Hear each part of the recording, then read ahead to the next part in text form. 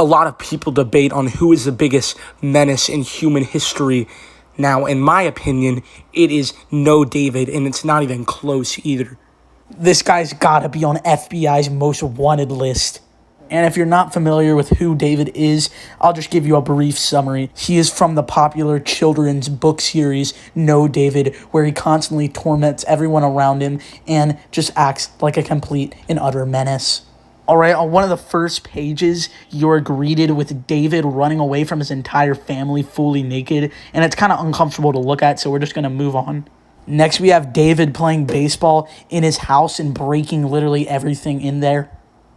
David is going to be the next Mike Trout, maybe next Ronald Acuna Jr. or something like that, because, he's just a menace when it comes to baseball, too.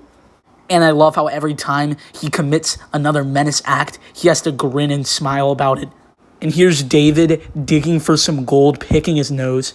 I remember reading these books back when I was in kindergarten and being genuinely terrified about what David had in store next. And these books were published back in 1998, and I'm starting to wonder, what has David done with his adult life? Now, granted, he's probably chilling in prison right now, though.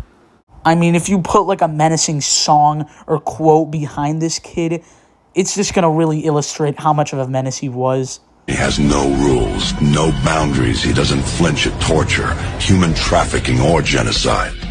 He's not loyal to a flag or a country.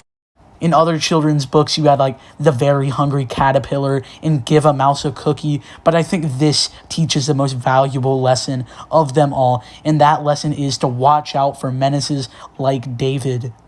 Now that I'm thinking about it, David probably grew up in the hood. I mean, he probably grew up in like the trenches of Detroit and Chicago.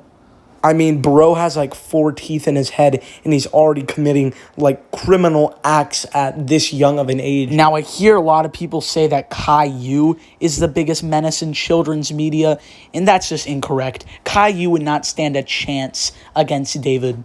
There's a difference between being like a brat, a whiny brat like Caillou, and being a menace like David. In conclusion, David is a huge menace and probably has the FBI tracking him down as we speak.